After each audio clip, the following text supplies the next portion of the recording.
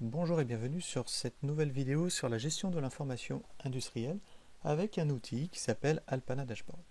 Alors Alpana Dashboard, qu'est-ce que c'est? C'est une solution qui va nous permettre d'afficher des tableaux de bord de manière dynamique sur des données qui vont provenir soit d'Historian, soit de bases de données, soit de fichiers texte, ou alors de notre solution Wonderware Intelligence. La création des dashboards va être composée de deux parties. La première, la connexion aux sources de données, et la deuxième, la création des pages de tableau de bord. Aujourd'hui, nous allons voir comment créer la connexion aux sources de données.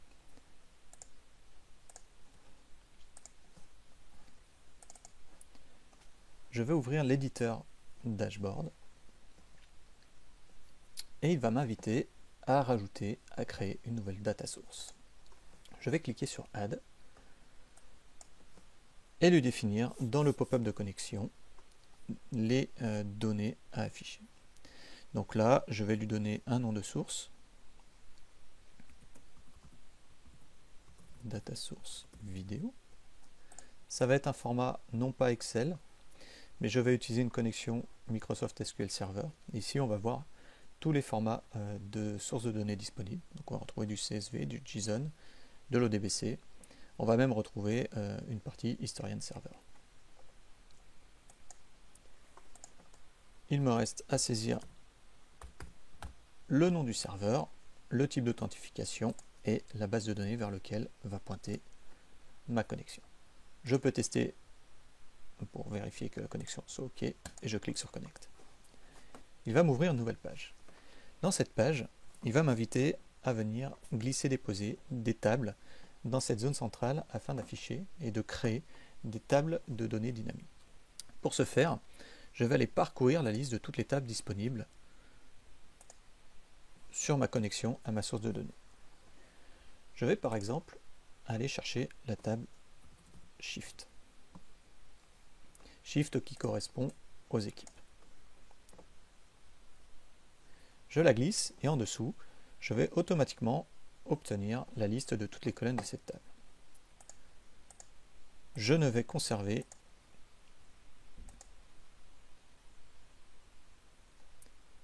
que le nom de l'équipe.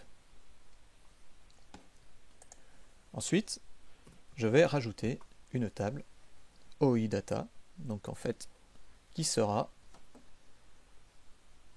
la performance attribuée par équipe. Il va m'ouvrir un petit éditeur qui va me permettre de créer le lien entre la table Shift et ma table OI. Donc, sur ma table de gauche, ce sera la table Shift. Je vais utiliser son identifiant, ID, et je vais le jointer à la colonne Shift de ma table OI Data. Il me reste à cliquer sur Merge et il m'aura créé ici une jointure, un lien entre mes deux tables. Automatiquement, sur la partie basse, les données jointées vont être rafraîchies. Maintenant, je vais rajouter une partie Job pour avoir les données du job. Et je vais lier ce job à la table OI Data sur la colonne Job de l'OI Data et ce sera l'ID de ma table Job. Voilà. Maintenant, mes trois tables sont liées. Je vais peut-être supprimer des données d'affichage dans la table OII. Je vais également pouvoir renommer une colonne si je le souhaite. Et ici, je peux l'appeler non pas Shift Main, mais nom de l'équipe.